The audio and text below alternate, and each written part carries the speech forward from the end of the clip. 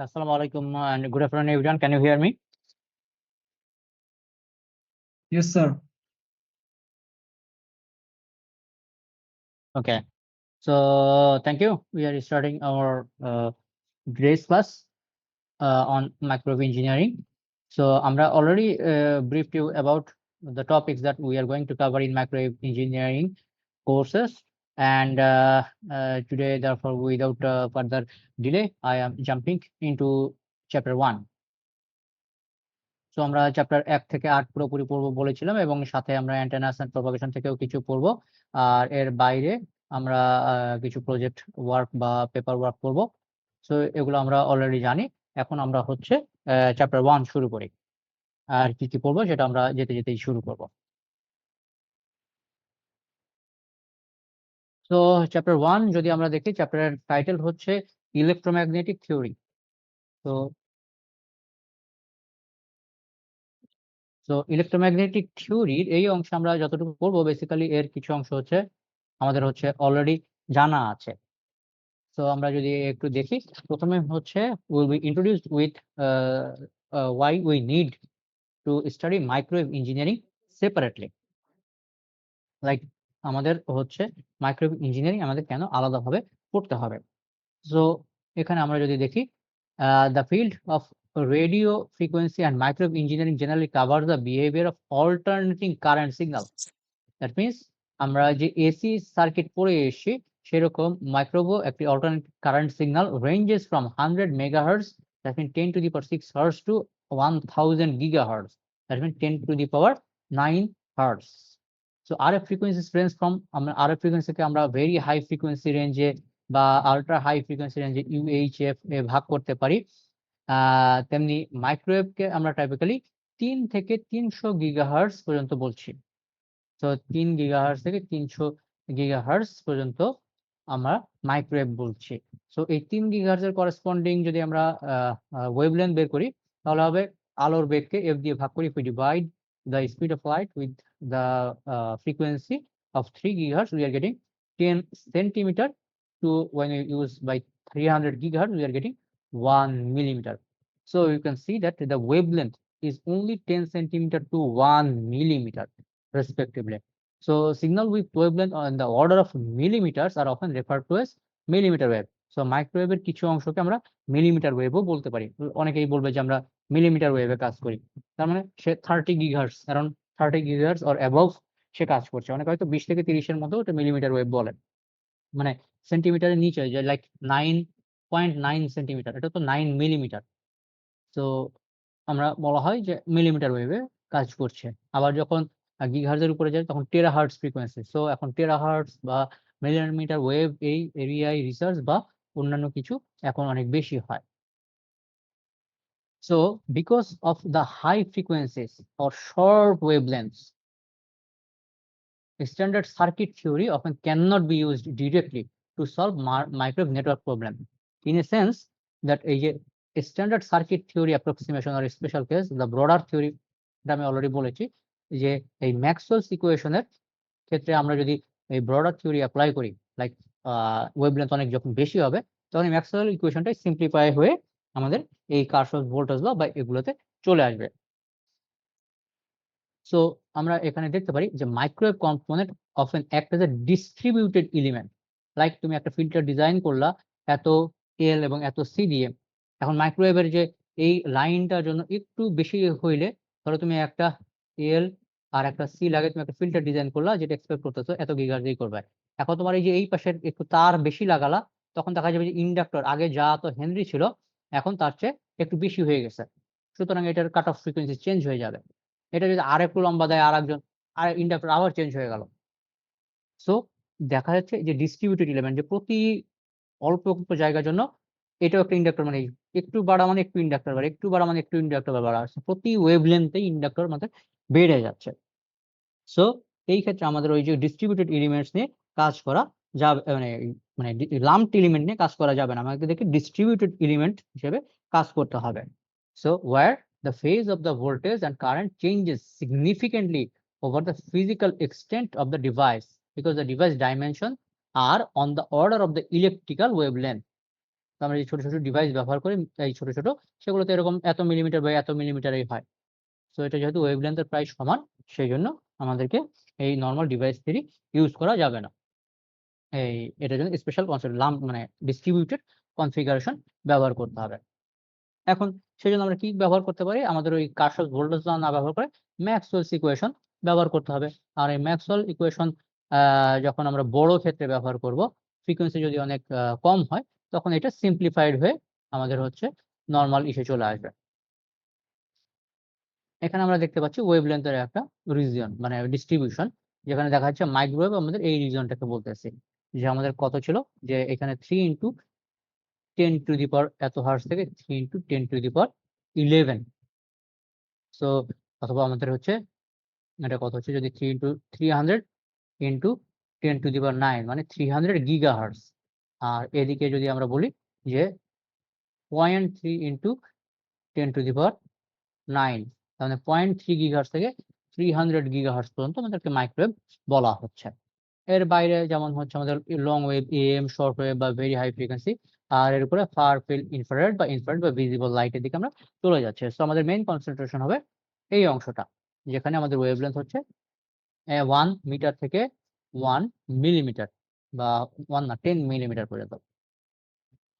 So এই ব্যান্ডটাকেও আবার দেখা যায় যে বিভিন্ন ভাগে ভাগ করা হয়েছে। লাইক তোমরা যখন স্যাটেলাইট ইঞ্জিনিয়ারিং কোর্স করবা নেক্সট সেমেস্টারে, তখন দেখা যাবে যে কেউ কেইউ ব্যান্ডে বা কে ব্যান্ডে কি করছে। তো কেইউ ব্যান্ড কত? 12 থেকে 18 গিগাহার্টজ। ওগুলো সবই মাইক্রোওয়েভ। কিন্তু আরো স্পেসিফাই করার জন্য এগুলোকে বিভিন্ন ব্যান্ডে ভাগ করা হয়। লাইক 12 থেকে 18 গিগাহার্টজ, 18 থেকে 26 কে বলা হচ্ছে কে ব্যান্ড, তারপরে কেইউ, কে এবং কে এ। তো ইউ, তারপর কিছু নাই, তারপর এ ব্যান্ড হচ্ছে 26 থেকে 40 গিগাহার্টজ। লাইক আমি আমার পিএইচডি সময় আমরা এই গিগাহার্টজে কাজ করেছিলাম, যে 26 থেকে 40 গিগাহার্টজ। এবং আমি সি ব্যান্ডেও কাজ করেছিলাম, যে 4 থেকে 8 বা 8 থেকে 12 গিগাহার্টজ। তারপরে এখন আরো লোকজন বা রিসার্চাররা এখন আরো হাই ফ্রিকোয়েন্সিতে কাজ করছে। কেউ 40 থেকে 60 গিগাহার্টজ বা ভি ব্যান্ড, ই ব্যান্ড বা টেরাহার্টজ রেঞ্জে কাজ করছে।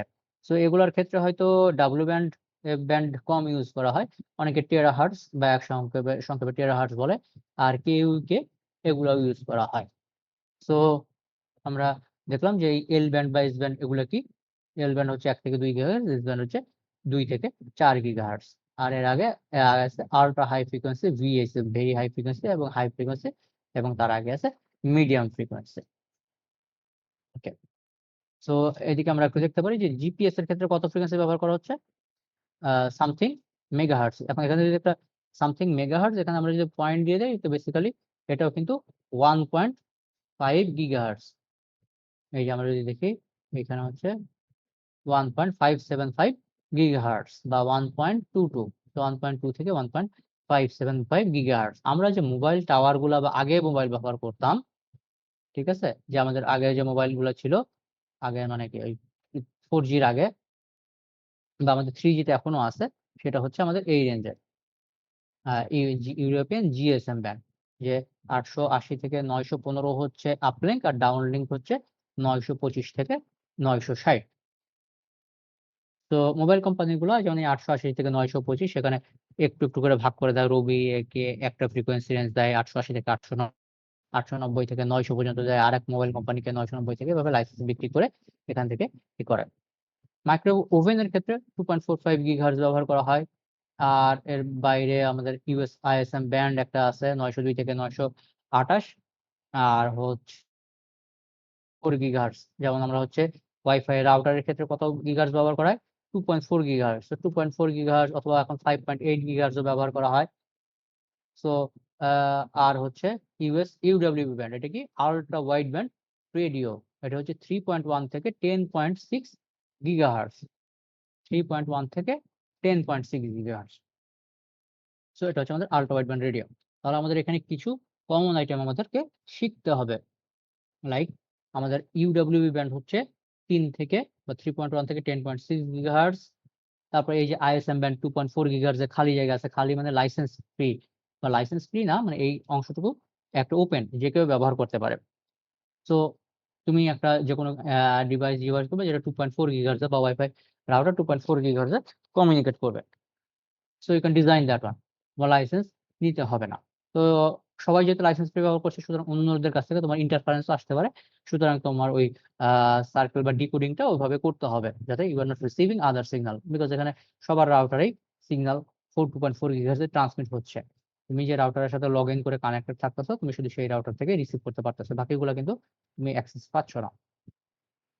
তো আমরা এখানে দেখলাম যে মাইক্রোওয়েভ ফ্রিকোয়েন্সি কোন ব্যান্ডে কাজ করে, আমাদেরকে কেন মাইক্রোওয়েভের জন্য আলাদাভাবে শিখতে হচ্ছে, এবং এর কিছু ব্যান্ড, যে আমরা বিভিন্ন ব্যান্ডের antenna, K band, L band, K U band এবং আরো কিছু পপুলার ব্যান্ড বা আলট্রা ওয়াইড ব্যান্ড, এটা আমরা দেখলাম। আমরা একটা ওভারঅল ইলেকট্রোম্যাগনেটিক স্পেকট্রাম সম্পর্কে ধারণা পেলাম।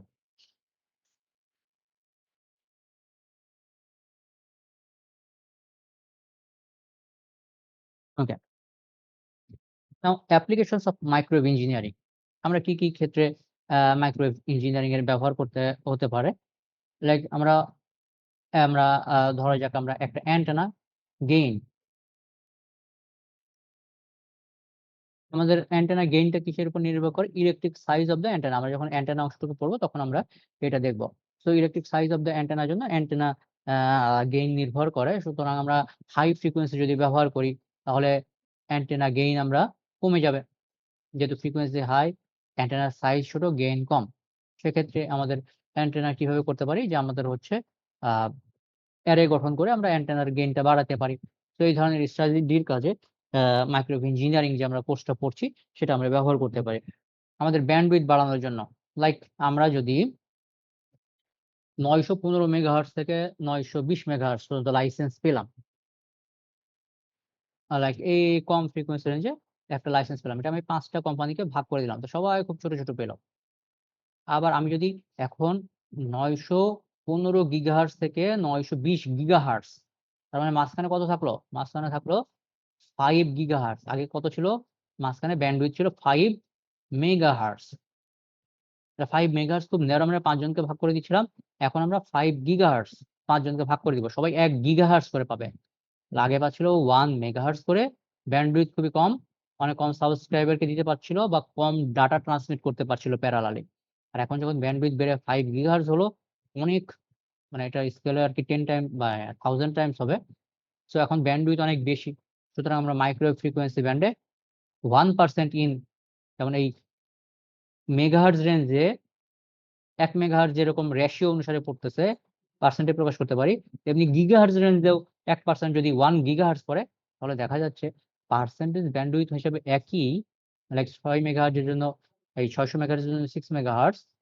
আ কিন্তু এই যে ৬০০ বা ৬০ গিগাহার্টজ এর 1% কিন্তু ৬০০ মেগাহার্টজ। তো আমি এই ৬ মেগাহার্টজ ৬ জনের মধ্যে ভাগ করে দিলে প্রত্যেকে কত পাবে? ১ মেগাহার্টজ করে। আর এই ৬০০ মেগাহার্টজ যদি ৬ জনের মধ্যে ভাগ করে পায়, প্রত্যেকে পাবে ১০০ মেগাহার্টজ করে। সো তুমি এখানে এইচডি ভিডিও বা সবকিছু আমরা আ বেশি ব্যান্ডউইথ এ আপলোড বা ডাউনলোড করতে পারবো। সেটাও একটা মাইক্রোওয়েভের বেনিফিট।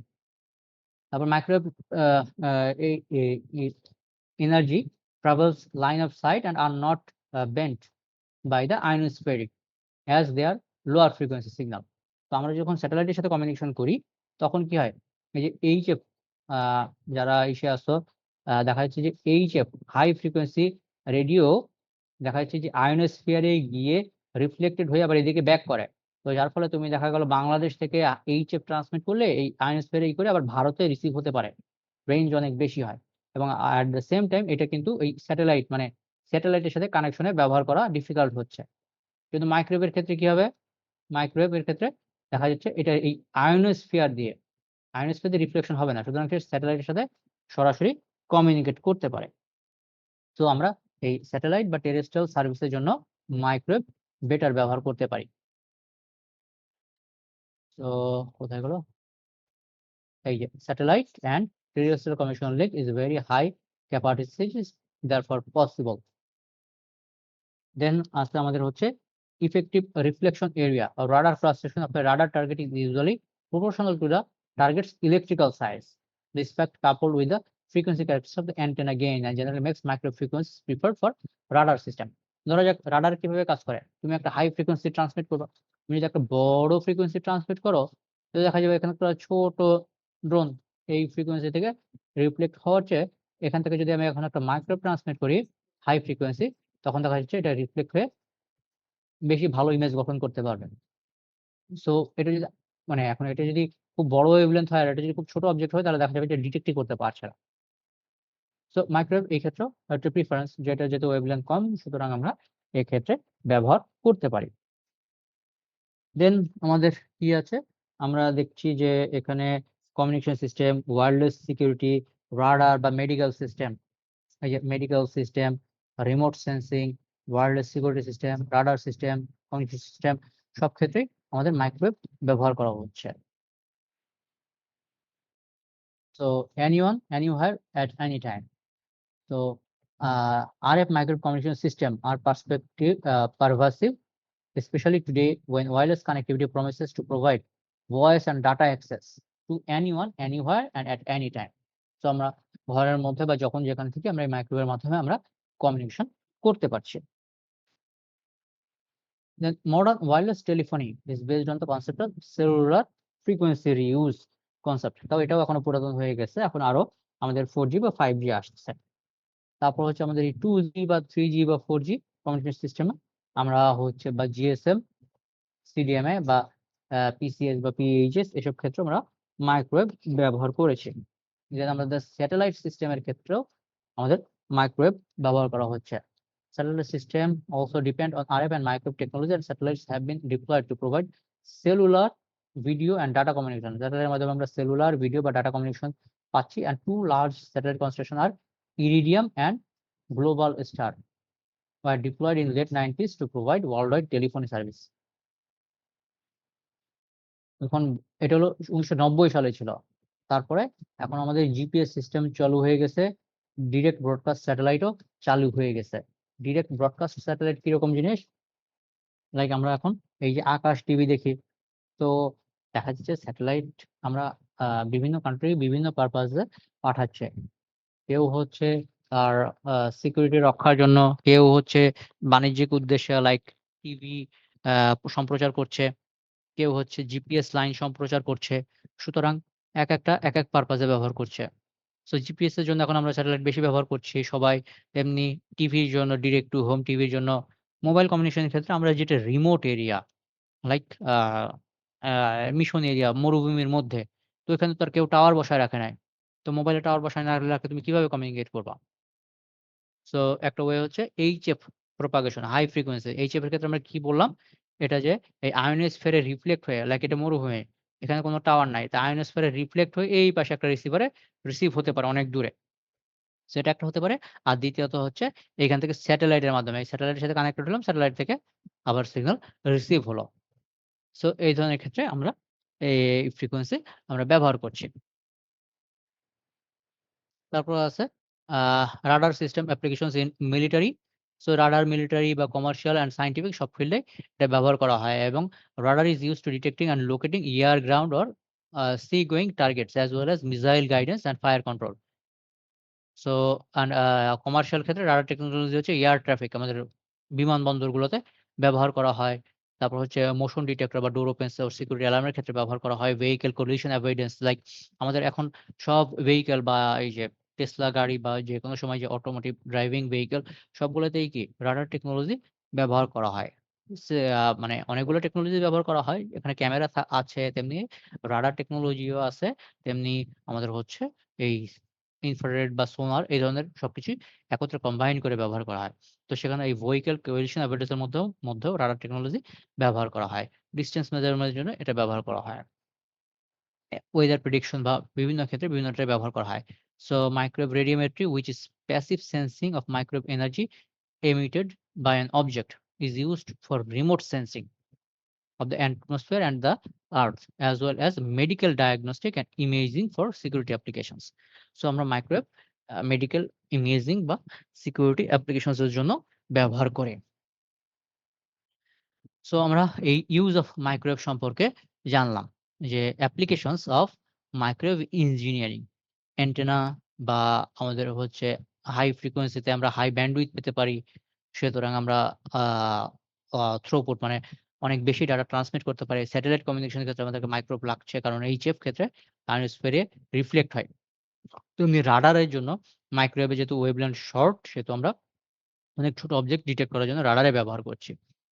এর বাইরে আমাদের এই যে নরমাল কমিউনিকেশন সিস্টেম বা জিএসএমস বা মোবাইল সেলুলার কমিউনিকেশন সিস্টেমে মাইক্রোওয়েভ ব্যবহার করছি। স্যাটেলাইট কমিউনিকেশন সিস্টেমে আমরা অলরেডি জিপিএস বা আ ডিরেক্ট ব্রডকাস্ট স্যাটেলাইট এর ক্ষেত্রে মাইক্রোওয়েভ ব্যবহার করছি। এর বাইরে আমরা সিকিউরিটি অ্যাপ্লিকেশন বা মেডিকেল ইমেজিং এর ক্ষেত্রেও মাইক্রোওয়েভ ব্যবহার করছি। আচ্ছা। সো আমরা ব্যবহার সম্পর্কে জানলাম। এখন যদি হিস্টোরি সম্পর্কে বলি, মাইক্রোওয়েভের আসলে আগমন শুরু হয়েছিল প্রায় ৫০ বছর আগে। Because of the radar. So basically এটা ৫০ বছর আগে বলতে আমাদের হচ্ছে 90s 70s এর দিকে। বাট এটার শুরু আরো আগে হয়েছিল। The foundation of modern electromagnetic theory was formulated ১৮৭৩ সালে জেমস ক্লার্ক ম্যাক্সওয়েল এর মাধ্যমে আমাদের এখানে শুরু হয়েছিল। পরবর্তীতে তার এই থিওরি আরো a modern form by Oliver Heaviside during the period of ১৮৮৫ থেকে ৮৭ সময় উনি ইমপ্রুভ করেছিলেন এবং তারপরে used by Hertz is experiment. Hertz ১ম মাইক্রোওয়েভ ফ্রিকোয়েন্সি তৈরি করে তার এক্সপেরিমেন্টের মাধ্যমে।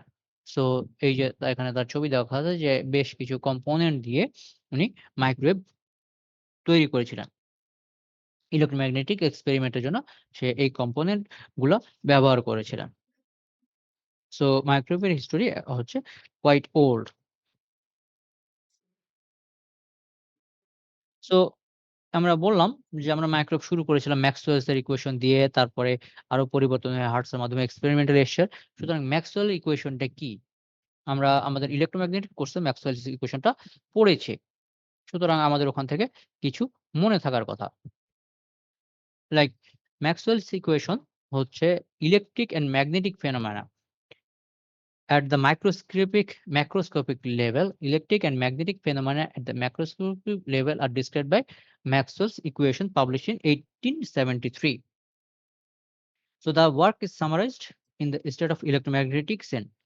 So Maxwell work is based on a large body of empirical and theoretical knowledge developed by Gauss, Ampere, Faraday and others. So Maxwell এর ৪ টা ইকুয়েশনকে আসলে basically ৪ টা নাম দেওয়া হয়েছে। একটা হচ্ছে Gauss equation, Ampere's law, Faraday's law and the fourth one is yet to be named. So আমরা যদি এখানে দেখি আ আগে সরাসরি ইকুয়েশন গুলা লিখে ফেলেছে, তারপর এটা এক্সপ্লেইন করেছে।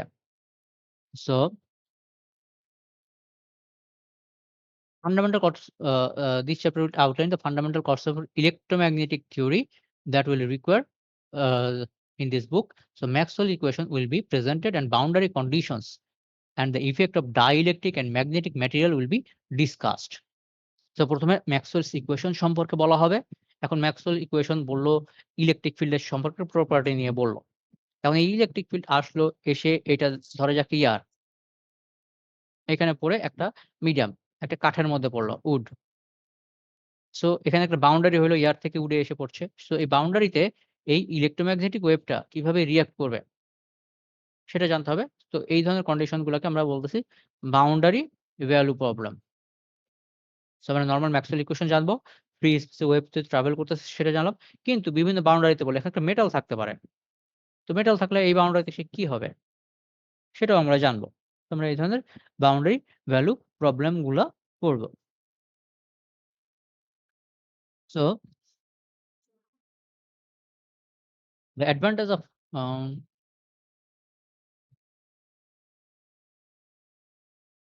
সো অন্যান্য ক্ষেত্রে আমরা কি করি? যে একটা ইকুয়েশন আমরা ধীরে, ধীরে ডিরাইভ করি। ম্যাক্সওয়েলস এর ইকুয়েশন এর ক্ষেত্রে আমরা শুরুতেই আগে ম্যাক্সওয়েল ইকুয়েশনটা নিব, নিয়ে তারপর আমরা ওইটার বিভিন্ন ব্যাখ্যা জেনারেট করব। লাইক আমাদের এই ম্যাক্সওয়েল ইকুয়েশন হচ্ছে ডিফারেনশিয়াল ফর্মে এই ৪ টা ভাবে আমরা লিখতে পারি। তো এটা ডিফারেনশিয়াল ফর্ম বা পয়েন্ট ফর্মে বলা যায়। সেটাকে আমরা লিখেছি ডেল ডট ই বা সরি ডেল ক্রস ই হচ্ছে minus del B by del T minus M. Del cross H equals to del D by del T plus J. del dot D equals to rho and del dot B equals to 0. আমাদের এই equation গুলো মনে আছে সবার? Anyone?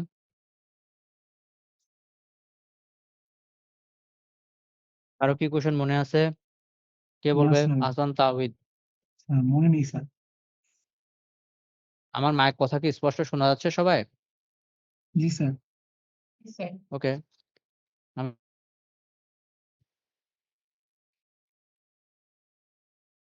ওকে। So আমরা এখন এই Maxwell's equation গুলা সম্পর্কে একটু জানার চেষ্টা করি।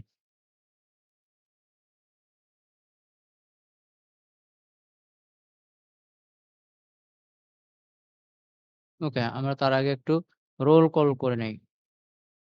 লগ আউট হয়ে গেছে, তাহলে আর করব না। ওকে।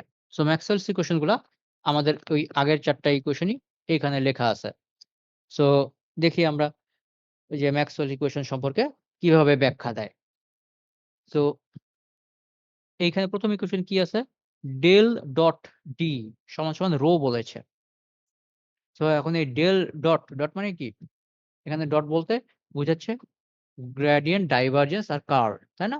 তো এখানে হচ্ছে ডাইভারজেন্স। আর এই ক্রস, ডেল ক্রস এটাকে বলা হয় কার্ল। সো ডাইভারজেন্সটা কি আর কার্লটা কি? সেটা একটু আমরা দেখে আসি।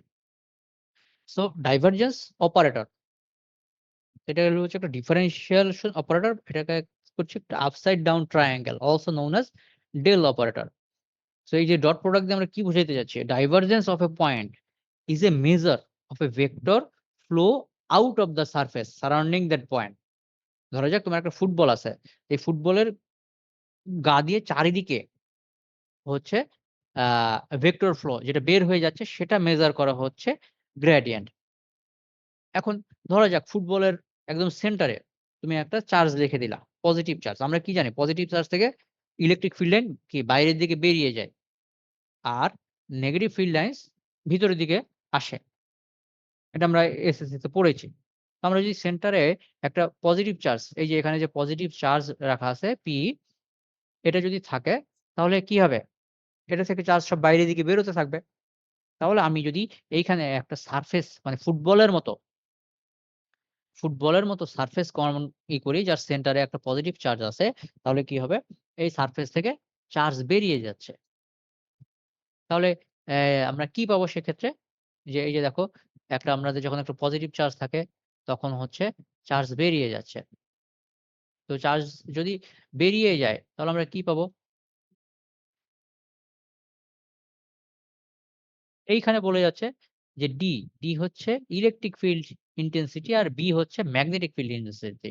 তো ওই ২ টার ক্ষেত্রেই বলছে যে ইলেকট্রিক ফিল্ড যখন বেরিয়ে যাবে তখন আমরা পাবো রো। মানে ওই ফুটবলের মধ্যে আমরা যতটুকু চার্জ ঘনত্ব রাখবো সেটাই পাবো। কিন্তু ম্যাগনেটিক ফিল্ড এর মধ্যে বলছে ডেল ডট বি, মানে আমরা যখন ম্যাগনেটিক ফিল্ড এর জন্য আউটওয়ার্ড ম্যাগনেটিক ফিল্ড ডেনসিটি বের করব সেটার জন্য পাচ্ছি আমরা 0। কেন?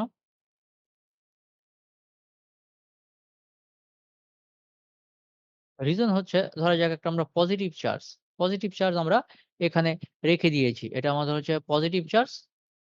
সুতরাং এই ৪ গাঁ দিয়ে আমাদের ম্যাগনেটিক ফ্লাক্স বের হচ্ছে। সুতরাং আমরা এইটার একটা ভ্যালু পাচ্ছি।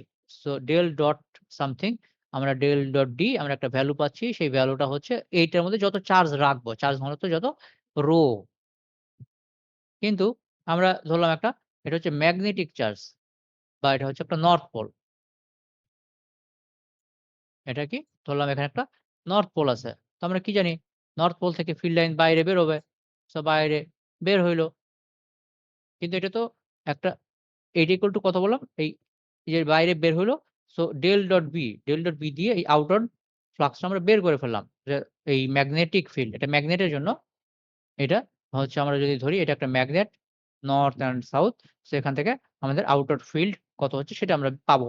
কিন্তু এখানে তো বলছে এটা আমরা 0 পাবো। কেন 0 পাবো? এটার ক্ষেত্রে তো আমরা কিছু পেলাম মানে টোটাল চার্জ যা আছে সেটা থেকে বের হলো। কিন্তু ম্যাগনেটিক ফিল্ড এর ক্ষেত্রে আমরা কি পাচ্ছি? আমরা 0 পাচ্ছি। রিজন হচ্ছে এই ম্যাগনেটিক ফিল্ড নর্থ পোল থেকে যেটা বেরোচ্ছে সেটা তো এই সাউথ পোলে এসে শেষ হচ্ছে। এই নর্থ পোলারটা সাউথ পোলে এসে শেষ হচ্ছে। এই নর্থ পোলারটাও সাউথ পোলে এসে শেষ হচ্ছে। তার মানে এইখান থেকে নেট আউটওয়ার্ড যা বেরোচ্ছে এই ৩ টা বেরোইলো, এই ৩ টাই আবার এই সাউথ পোলে এসে ইনওয়ার্ড ঢুকলো। তাহলে নেট রেজাল্ট কি হচ্ছে? 0। সো এই ম্যাগনেটিক ফিল্ডের ক্ষেত্রে আউটওয়ার্ড আর ইনওয়ার্ড 0 হচ্ছে। মানে সামেশন, নেট সামেশন হচ্ছে আউটওয়ার্ড যতগুলো বের হবে সবগুলাই আবার ইনওয়ার্ড হবে।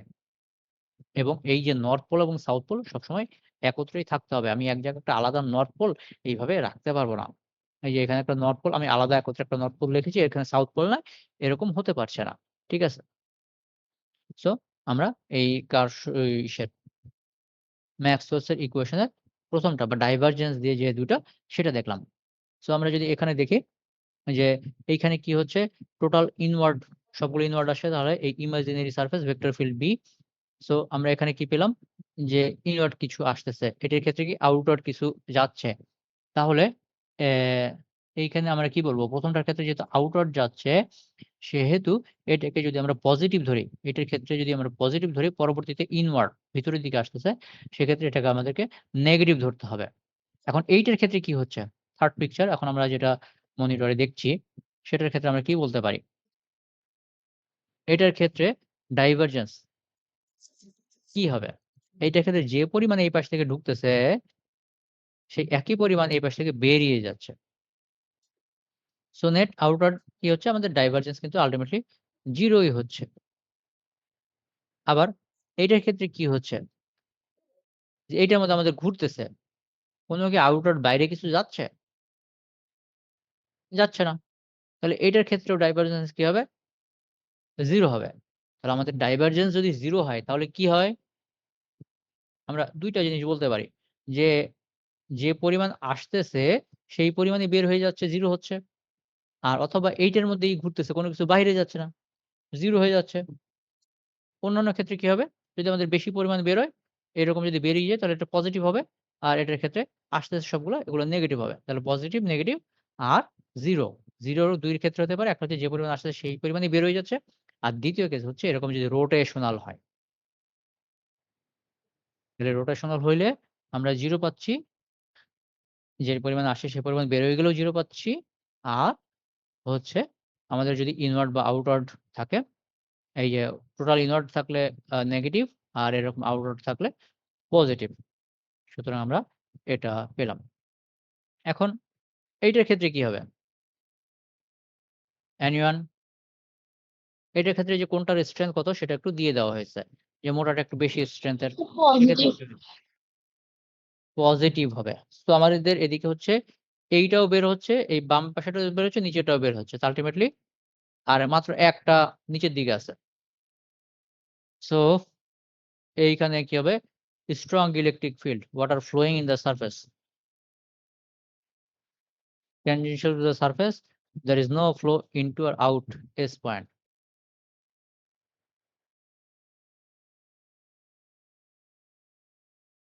Hence we can guess that the divergence is positive. মানে এই যে বের হয়ে যাচ্ছে উপরের দিকে, সেইজন্য রেজাল্টেন্ট কি হবে? যে ৩ টা বের হইতে যাচ্ছে আর একটা উল্টা দিকে আসতেছে। এর নেট রেজাল্ট হবে উপরের দিকে একটা বের হয়ে যাবে। মানে উপরের দিকে কিছু পানি বের হয়ে যাবে। তো সেটাই বলা হচ্ছে যে উপরের দিকে কিছু পানি flowing out of the surface than other two.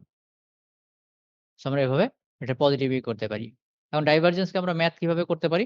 যে ডাইভারজেন্স হচ্ছে আমাদের এই ডিফারেনশিয়াল মানে আউটওয়ার্ড বের করছে। সো এটাকে এভাবে লেখা যায়। এগুলো আমাদের আসলে বেসিক্যালি সবই ইলেক্ট্রোম্যাগনেটিক্স কোর্সে শেখানো হয়েছে। আমরা রিভাইজ করছি আরকি। সো ডেল ডট এ কে আমরা বলতে পারি যে সবগুলোর আলাদা, আলাদা definition. Rate of change of A in X direction plus Y direction plus Z direction. So এই del operator del dot A কে আমরা এইভাবে লিখতে পারি। Del del X of X, del del Y of A Y and del del Z by A Z.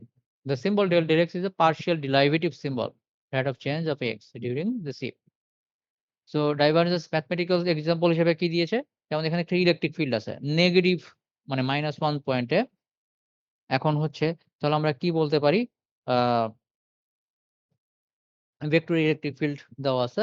So এই ৩ লোকেশনে -1 0 0 তে এইটা আছে উপরের দিকে 1, এই পজিশনে আছে 1 0 0 তে নিচের দিকে 1 সেজন্য এটাকে -1 y লিখছে। y অ্যাক্সিস বরাবর।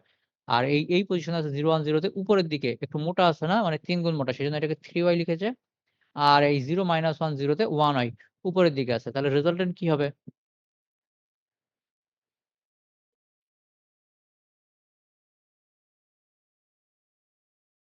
Anyone একটু দেখো। So what is the 2y? আচ্ছা আমরা একটু হিসাব করি। এইখানেও -1 হয়। নিচের দিকে এটাতে +1 হয়। এটা রোটেশন ইফেক্ট করবে। আর এটা হচ্ছে উপরের দিকে। তাহলে হলো 2, 4 আর এদিকে হচ্ছে 5, 5 থেকে 1 গেলে 4। 2y কিভাবে হলো?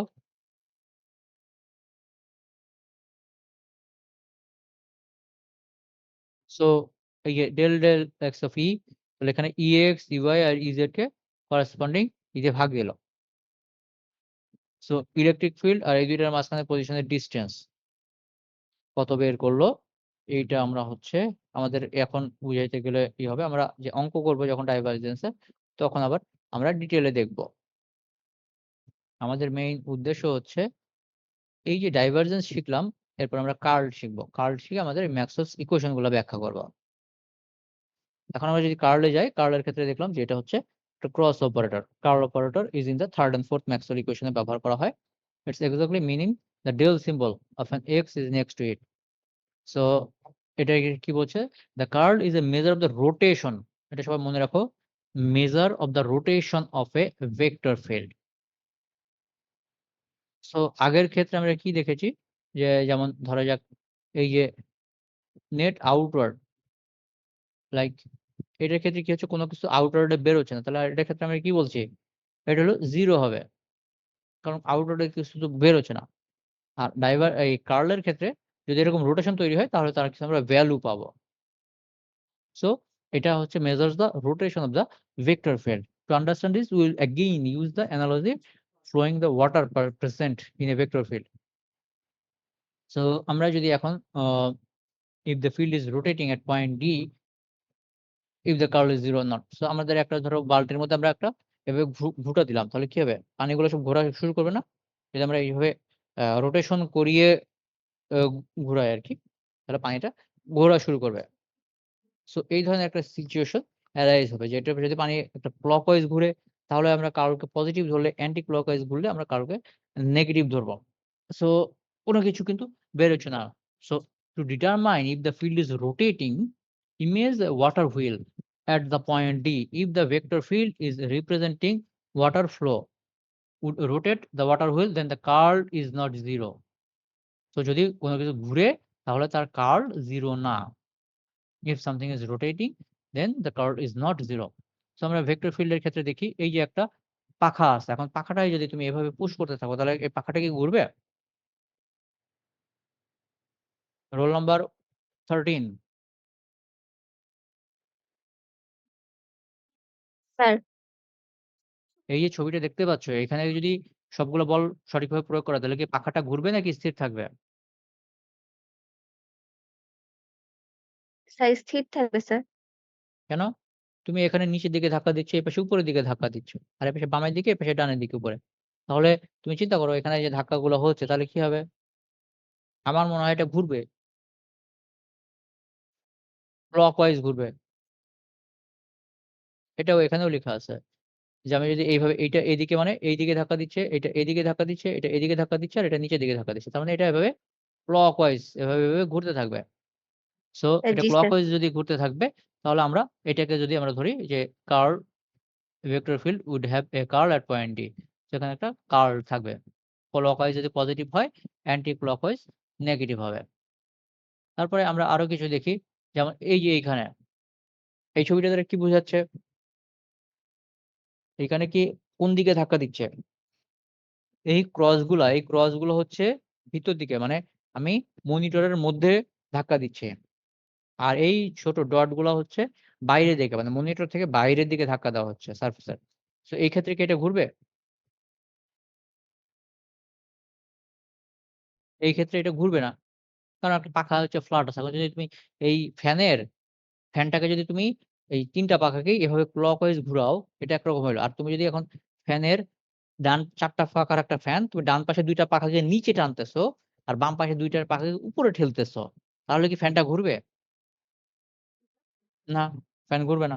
কিন্তু ফ্যানটাকে যদি আমি এভাবে ক্লকওয়াইজ ঘুরাতে থাকি তাহলে ঘুরবে। তো আগের ছবিতে আমরা হচ্ছে ফ্যানটাকে এভাবে ক্লকওয়াইজ ধাক্কা দিয়েছিলাম, ফ্যানটা ঘুরছিল।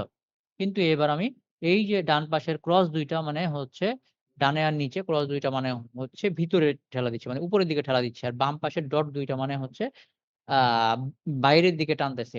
সো আল্টিমেটলি কিন্তু এটা ঘুরবে না। So answer is no.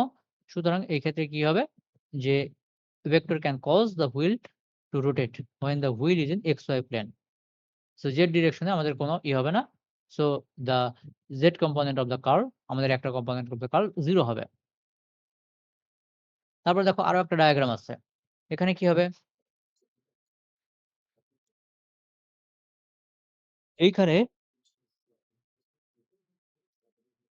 লাল, সবুজ এবং কালো সবগুলো বাম থেকে ডানে ঠেলা দিচ্ছে। আর শুধুমাত্র ব্রাউনটা নিচ থেকে উপরে ঠেলা দিচ্ছে। তাহলে কি হবে?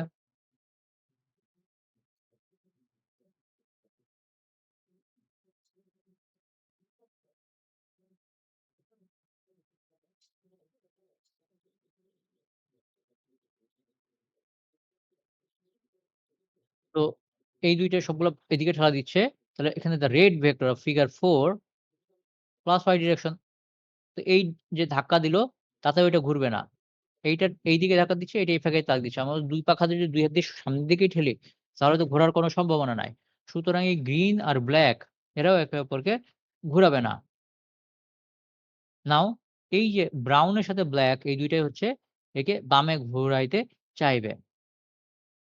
So figure 4 will try to rotate the water wheel in the clockwise direction and black vector হচ্ছে anti-clockwise.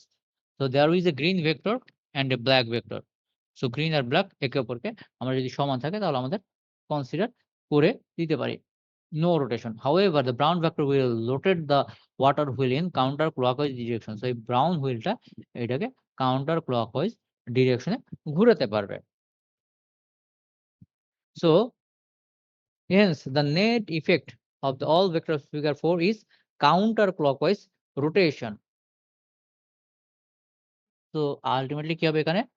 এইটা এবং এইটা ক্যানসেল। এটা মাঝখানে দিচ্ছি শুধুমাত্র এই 4 এর জন্য আমাদের আ কার্ভ হচ্ছে আমরা কাউন্টার ক্লকওয়াইজ পাচ্ছি।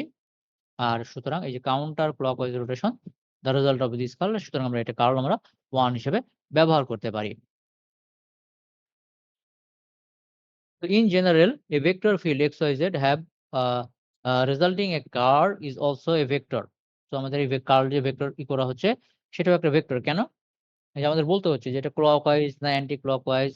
সো এবং XY কম্পোনেন্ট কত বলতে হচ্ছে। And it is different to draw or it is difficult to draw 3D fields with water wheels in a 3D direction. But if you understand the above example, you can generalize the 2D ideas above 3 dimension. So এখানে এই যে দেখো আমাদের কি হচ্ছে এটা আমরা বুঝতে পারছি। কিন্তু এটার ক্ষেত্রে কি আমরা বুঝতে পারছি? এই ডট মানে হচ্ছে উ উ উপরের দিকে মানে মনিটর থেকে তোমার দিকে প্রেশার তোমার দিকে পুশ করা হচ্ছে। আর ক্রস মানে তুমি মনিটরের দিকে পাখার ওই পাশটাকে পুশ করছো। Then mathematical definition of the curve. এই একইভাবে ডট প্রোডাক্ট করবা। সো AX, AY এবং AZ। সো এক্ষেত্রে কি হচ্ছে দেখো ডট প্রোডাক্ট এর ক্ষেত্রে AZ বাই ওয়াই মানে হচ্ছে সবগুলার সাথে যদি তুমি ডট প্রোডাক্ট করো তাহলে তোমার এরকমটাই দাঁড়াবে। So AZ by AY, Y by Z। তার মানে দেখো এইখানে যদি Z থাকে এখানে Y দিয়ে ভাগ করতেছো, Y থাকলে Z দিয়ে ভাগ করতেছো। ঠিক আছে? সেরকম ভাবে তাহলে ১ম টাই হচ্ছে ZY আর পরেরটা হচ্ছে ZY, XZ আর হচ্ছে তারপর হচ্ছে YX উল্টা সিরিয়ালে আসতেছে। এটা সিকোয়েন্সিয়ালি যে তুমি যেভাবে বসাবা সেভাবেই আসবে। মানে এই যে ইসের এই ম্যাট্রিক্স এর মধ্যে AX, AY, AZ এটা এভাবে আছে। আর এইদিকে আমাদের এই ইসের কি বলে? হ্যাঁ, হ্যাঁ। এই যে পুরস্কার সো এখানে আমাদের যেভাবে আছে সেভাবে মানে আছে। আর এইদিকে হচ্ছে আমাদের হচ্ছে এইটাকে যদি ভাঙিয়ে ফেলি তাহলে কি দাঁড়ায় যে আমাদের ম্যাট্রিক্স যেটা আছে এখানে লেখা যাবে না।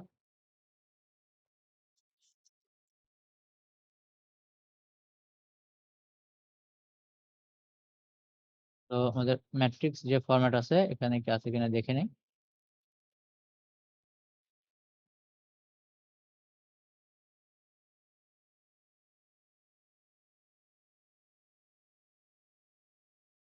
আমাদের ম্যাট্রিক্স বোধহয় পরে আছে, তাহলে ওটা আমরা পরে দেখব। আমরা আগে এটা শেষ করে নেই। সো কার্লের ক্ষেত্রে আমাদের কার্ল এভাবে প্রকাশ করা হয়, এটা আমরা জানি। এই যে ম্যাট্রিক্সের ক্ষেত্রে এই যে এখানে তো লেখা যাবে না। এখানে লিখি।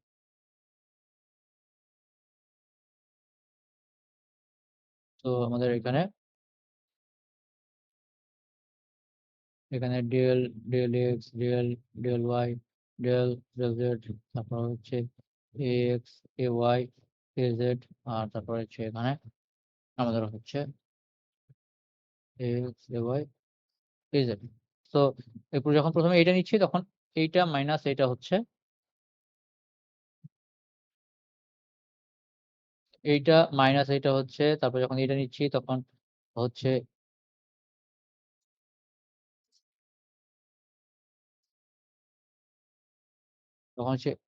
এইটা মাইনাস এইটা, আর তারপর যখন আমরা এইটা নিচ্ছি বা এইটা নিচ্ছি তখন হচ্ছে আমার এইটা মাইনাস এটা।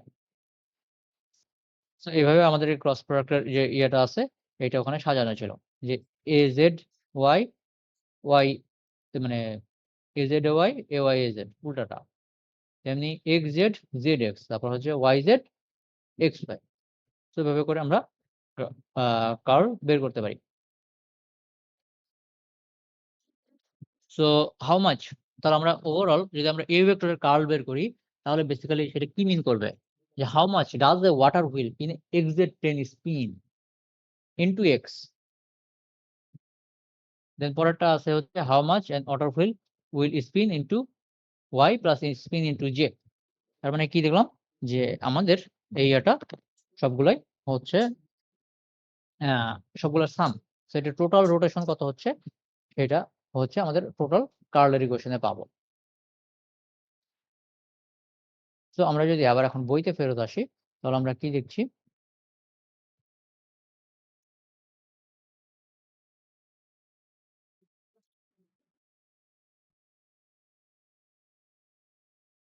বই কোথায় এখন আছে? এখানে। সো স্যার তাহলে আমরা এখন একটু ব্যাখ্যা করি। Next class? Sir class time শেষ স্যার। নেক্সট ক্লাস কার? Sir next class thesis. Thesis? Okay, জি তাহলে আমি স্যার। এটা জাস্ট রাউন্ড আপ করতেছি। সো আমাদের এই যে এখানে ডেল ডট বি, তাহলে আমরা ডেল ডট বি এ কি শিখেছিলাম? এই ডট প্রোডাক্ট মানে কি? ধরা যাক একটা পজিটিভ চার্জ আছে, এখান থেকে total outward flux like del dot D. এখানে একটা ইলেকট্রিক ফিল্ড আছে, পজিটিভ চার্জ, এখান থেকে নেট আউটওয়ার্ড ফ্লাক্স আমরা কিছু পাবো। সেজন্য এটাকে আমরা পজিটিভ বললাম। এখন কতটুকু পাবো? এইখানে আমরা যত ঘনত্বের চার্জ রেখেছি, আমরা বেশি চার্জ রাখলে এখানে আমরা ইলেকট্রিক ফিল্ড এর মান বেশি পাবো, কম রাখলে কম পাবো। এখানে যদি আমরা নেগেটিভ চার্জ রাখি তাহলে ইনওয়ার্ড পাবো, মানে নেগেটিভ ভ্যালু পাবো। ঠিক আছে? তাহলে এই ইকুয়েশনটা হচ্ছে টোটাল আউটওয়ার্ড ইলেকট্রিক ফিল্ড। আর এই ডেল ডট বি টা হচ্ছে টোটাল ম্যাগনেটিক ফিল্ড। তো ইলেকট্রিক ফিল্ড এভাবে আমরা একটা পজিটিভ চার্জ রাখলাম, বাইরের দিকে আমরা ইলেকট্রিক ফিল্ড পাইলাম। বাট ম্যাগনেটিক ফিল্ডের ক্ষেত্রে কি হবে? ম্যাগনেটিক ফিল্ড তো রোটেশনাল। একটা যেমন তার ওয়েভ রেজিস্ট্যান্স এর ক্ষেত্রে কি দেখছিলাম? যে আমরা যদি বৃদ্ধাঙ্গুলিকে তারের যে কারেন্ট ফ্লো করছে সেদিকে রাখি তাহলে আমাদের বাকি আঙ্গুল ৪ টা আঙ্গুল একটা রোটেশনাল ইলেকট্রিক ফিল্ড তৈরি করবে। ঠিক আছে? সো আমরা সেটা এভাবে করব। সো আমরা এই যে ডেল ডট ডি মানে টোটাল আউটওয়ার্ড ফ্লাক্স এর সংখ্যা হচ্ছে আমরা এর ভিতরে যত চার্জ রাখবো সেইটা। আর del dot B equals to 0 মানে আমাদের এইখান থেকে ম্যাগনেটিক ফিল্ড এর মধ্যে থেকে কোন নর্থ পোল বা সাউথ পোল আমরা সিঙ্গেল পাবো না। যদি নর্থ পোল পেয়ে থাকি তাহলে আমরা এখানে সাউথ পোল পাবো, আর এইখান থেকে বেরোয় এখানে ফিল্ড লাইন শেষ হবে। বা এইখান থেকে ঘুরে আবার এখানে ফিল্ড লাইন শেষ হবে। নেট আউটওয়ার্ড সমান 0 হবে। সো আমরা এটাও পেয়ে গেলাম। আমরা হচ্ছে নেক্সট দিন এই বাকি যে কার্ল ইকুয়েশন গুলো আছে এইটার সিগনিফিকেন্স দেখবো। যে কার্ল বলতে বোঝাচ্ছে আমরা রোটেশন কি করতে পারবো। সো আমরা যদি ইলেকট্রিক ফিল্ডের রোটেশন দেখি, সো আমরা কি দেখছি? যে আমাদের এই যে ইলেকট্রিক ফিল্ড, এই যে ডান হাতের বৃদ্ধাঙ্গুলে যদি মধ্য বরাবর যদি ইলেকট্রিক ফিল্ড যায় তাহলে আমাদের বাকি ৪ আঙ্গুল এটার ম্যাগনেটিক ফিল্ড ওয়েরস্টেড ইকুয়েশন অনুসারে বের করে। তো সেটাই আমাদের এখানে দেখব যে ডেল্টা ক্রস ই বা ডেল ক্রস ই এটা কি হবে? নিশ্চয়ই এটা রোটেশন তৈরি করার একটা ইলেকট্রিক ফিল্ড হবে। সো সেক্ষেত্রে আমরা কিছু ভ্যালু পাবো। ডান পাশে আমাদের কিছু ভ্যালু আছে। তেমনি ডেল ক্রস এইচ এটাও তাহলে ম্যাগনেটিক ফিল্ড এর রোটেশন তৈরি করার জন্য কি করা হবে সেটার ক্ষেত্রে আমরা ভ্যালু পাবো। সো ওভারঅল আমরা রোটেটিং ম্যাগনেটিক ফিল্ড বা রোটেটিং ইলেকট্রিক ফিল্ড দুইটা থেকেই আমরা একটা থেকে আরেকটায় যেতে পারছি। লাইক আমাদের এই পাশে বাম পাশে কি আছে? বাম পাশে আছে ইলেকট্রিক ফিল্ড E আর ডান পাশে আছে magnetic flux current density B। So এইটাই হচ্ছে একটা থেকে আরেকটায় কনভার্ট করার জন্য একটা ফর্মুলা। সিমিলারলি এখানে ডেল ক্রস H আছে আর এটা হচ্ছে del D by del T। So H মানে কি? ম্যাগনেটিক ফিল্ড ইনটেনসিটি আর D মানে কি? Electric field density. So H আর D এর মাঝখানে সম্পর্ক স্থাপন হয়েছে এই ফর্মুলা দিয়ে। তো ইলেকট্রিক আর ম্যাগনেটিক ফিল্ড ডেনসিটির মধ্যে এটা, আর ইলেকট্রিক এন্ড ম্যাগনেটিক ফিল্ড ইনটেনসিটির মধ্যে এইটা। সো আমাদের যেকোনো একটা পাইলে আমরা একটা থেকে আরেকটায় কনভার্ট করতে পারবো। সো এখানে টার্মগুলোর নাম বলছে। E হচ্ছে ইলেকট্রিক ফিল্ড, H হচ্ছে ম্যাগনেটিক ফিল্ড, প্যারামিটার বা ইউনিট গুলো দেখে নিও। D হচ্ছে ইলেকট্রিক ফ্লাক্স ডেনসিটি, B হচ্ছে ম্যাগনেটিক ফ্লাক্স ডেনসিটি, M হচ্ছে ম্যাগনেটিক কারেন্ট, J হচ্ছে electric field density and P হচ্ছে the electric charge density coulomb per meter square. So আমরা বেসিক্যালি এই পর্যন্ত পড়লাম। নেক্সট দিন আমি এইটুকু তোমরা পড়েছো কিনা সেটুকু আমরা কোশ্চেনের মাধ্যমে জানার চেষ্টা করব। যারা অ্যান্সার দিতে পারবে তাদেরই অ্যাটেন্ডেন্স দেওয়া হবে, বাকিদের অ্যাটেন্ডেন্স দেওয়া হবে না। আজকে কয়জন জয়েন করেছো?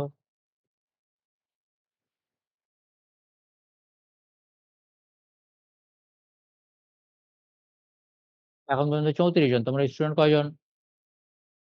স্যার 36। বাকি দুজন কে কে? স্যার একজন সিএমএইচ আছে স্যার, অ্যাডমিট স্যার, যে নেভির লেফটেন্যান্ট শোয়েব রাফসান। ওর কি হয়েছে? স্যার ওর জ্বরের জন্য অ্যাডমিট হয়েছে স্যার গতকাল। আচ্ছা, আর কে আছে?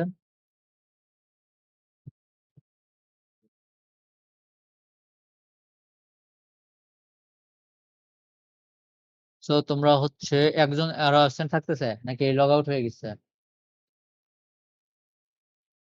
আমি স্যার বাদ দিয়ে তো নেটওয়ার্ক ইস্যু মেবি স্যার। আমি বাদ দিলে তো 33 হয়, মানে আরো 2 জন। তো 2 জনের জন্য আবার রোল কল করতে হবে।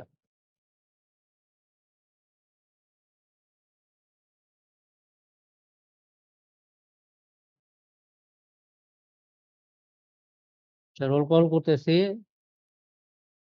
যার যার অ্যাটেন্ডেন্স দিয়ে তোমরা ব্রেক করতে পারো। Zenifa, yes sir. তারপর হচ্ছে 85। Present sir. ওকে, এখানে 34 জন মানে 33 জন আছে। এখন নতুন করে কাউকে জয়েন করানো হবে না।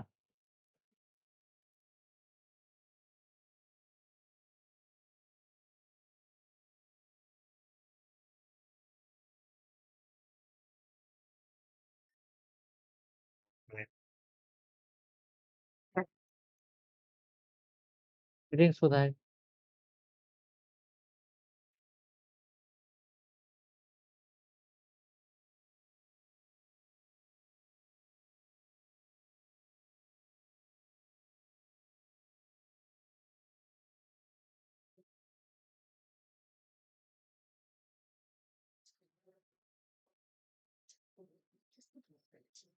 ওকে, সো 33 জন থাকবে। আমাদের এখানে 3 জন অ্যাবসেন্ট পাবো।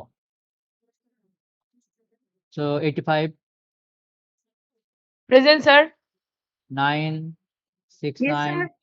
70, 72, 73, Present, sir. 6, Yes, sir. 13, Present, sir. 14, present sir. 15, Present, sir. 16. 17, 23, Present, sir. Yes, sir. 26, 36, present sir. 26 কোথায় গেছে?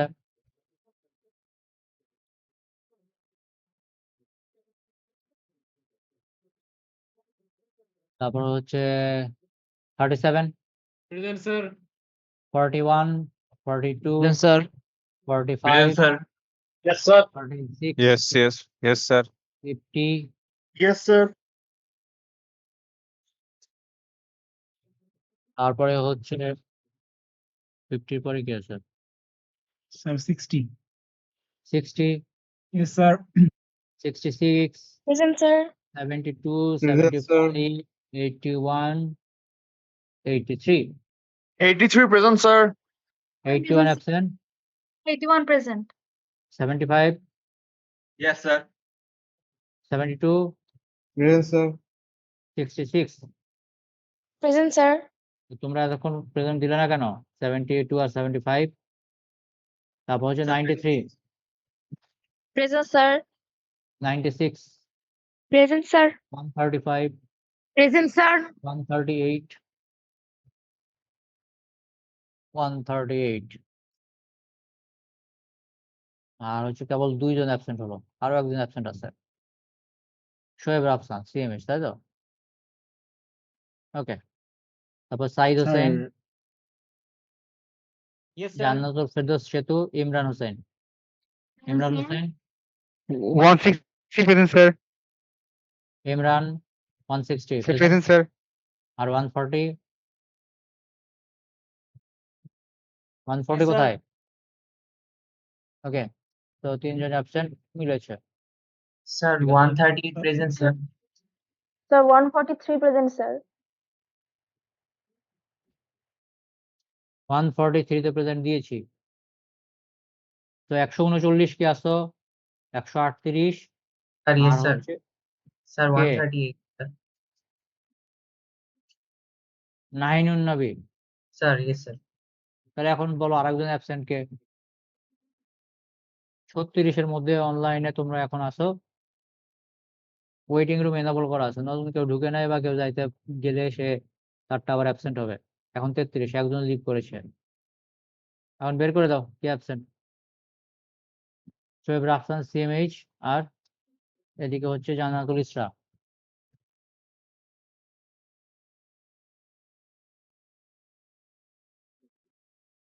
আরেকজন অ্যাবসেন্ট কে? তোমরা বলো, বলে তারপর ক্লাস লিভ নাও।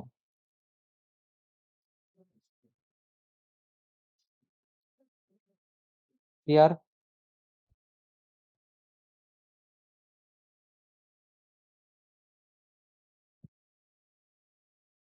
sir.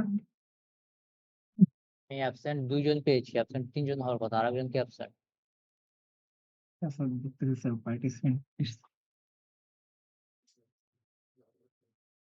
ওই দেখো রিফাত আসছে রিফাত ভাই তো এই আগের কমিউনিকেশন, ব্যাচে।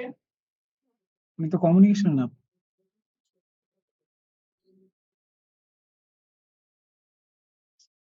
ওকে, আমাকে এসএমএস করবা, নিজেদের মধ্যে ডিসকাস করে স্যার, অ্যাবসেন্ট কে আছে সেটা আমাকে জানাবা, নাহলে সবাইকে অ্যাবসেন্ট দিব।